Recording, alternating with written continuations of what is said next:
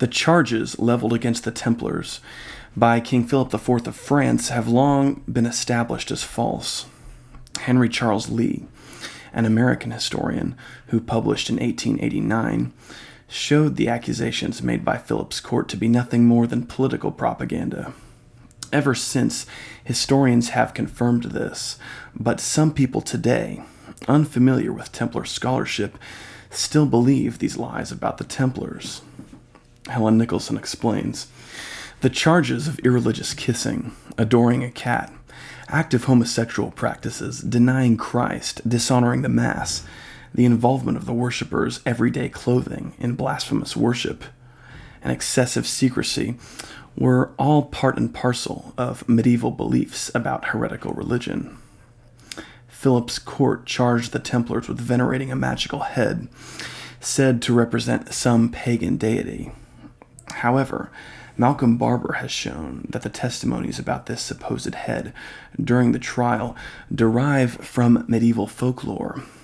He has demonstrated that there is no evidence for the existence of a bearded head as described in the Templar trial proceedings. Rumors about this head also sprang from the fact that the Templars often used the image of Christ's head as a seal. This is consistent with Orthodox Christianity, and the Templars were most certainly Orthodox in all of their practices. There is no evidence that they were not. Philip's officials also accused the Templars of secretly practicing Islam, but, as Nicholson and Barber have both pointed out, these officials don't seem to have understood Islam. They accused the Templars of worshipping an idol of Mahomet. If Philip's people had actually understood Islam, they would have known that Muslims did not venerate images nor worship Muhammad. Had the Templars actually converted to Islam, they would have prayed 5 times a day, read the Quran, and attended mosque. These bizarre accusations further reflect the ignorance and misunderstanding rife in the charges leveled against the Templars. The charge that the Templars were engaging in magic is an amazing and utterly non-credible one. Magic was certainly practiced in the medieval world, but it was a highly literate art. The Templars, by contrast, were one religious order that did not emphasize literacy. Since they were devoted to warfare, the Templar leadership felt it was unnecessary for their brothers to spend a lot of time studying books. Therefore, they were one of the medieval orders least likely to engage in magic. Rather, it was the court of Philip IV himself where magic was far more likely to be practiced, due to the presence of the literati, a new class of literate secular officials in service of the royal court, known to dabble in the mystical arts. In 1315, Enguerrand of Marigny, former chamberlain and advisor to Philip IV of France, was hanged for using image magic against Philip's son and heir, Louis X. The literati comprised the social group which produced the ministers of Philip IV, who brought the charges against the Templars. In short, the Templars were falsely accused of the dubious activities which their accusers themselves actually practiced in their spare time. Charges of magic and heresy became standard practice in the 13th century. Walter Lickfield, treasurer of King Edward I, was accused by John Lovetod of doing homage to the devil. Historians now know that these charges were based in personal grievance. Philip IV and his sons, in particular, seemed prone to throw these accusations at any of their political enemies. The French court leveled charges of heresy and witchcraft against Boniface VIII, Bishop Guichard of Troyes, and many others. As the 13th century wore on, the Hospitallers, the Franciscans, the Teutonic Order of Livonia, and many other religious orders faced charges of heresy, most of them ultimately waning and being dismissed.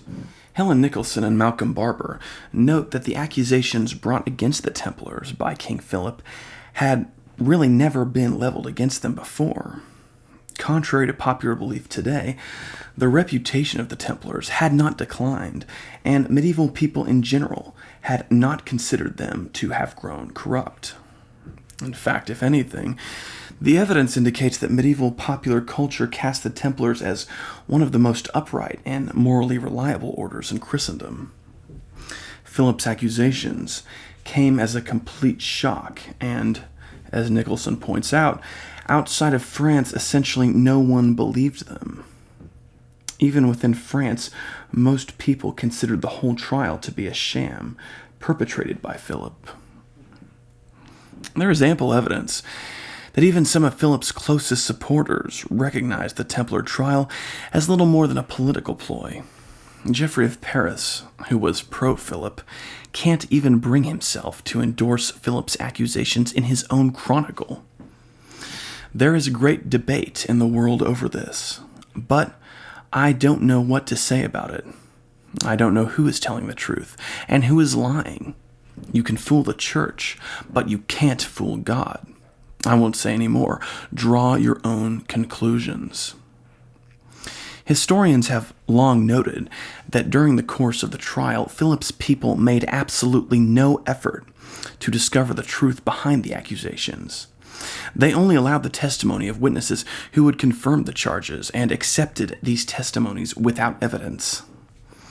An example is the testimony of Agnes Lovecata, that is, love chat, indicating her social status as a known gossip. Lovecata was brought in by Philip's people to tell an elaborate story about a certain Templar who'd indicated to her that he wanted to sodomize his male servant. Who was this Templar? Agnes never said, and Philip's officials never asked. Amazingly, her testimony was accepted without a shred of evidence, or even the pretense of an attempt to find these supposed individuals she referenced. This sort of testimony was typical of Philip's sham trial. It is clear, then, that Philip IV brought no verifiable charges against the Templars, and that the whole of his claims were entirely false.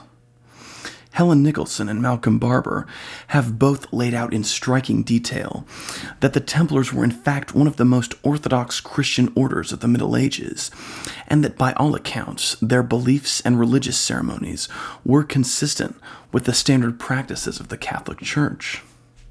Theirs was a simple and straightforward faith, since they were notoriously unbookish and unintellectual. Indeed, Helen Nicholson believes this was precisely one of the reasons Philip's people tried to portray them as heretics, because the brothers being interrogated were so simple and honest in their faith that they were bewildered by the elaborate accusations being thrown at them. In the next video, we'll examine the course and outcome of the Templars' trial in France.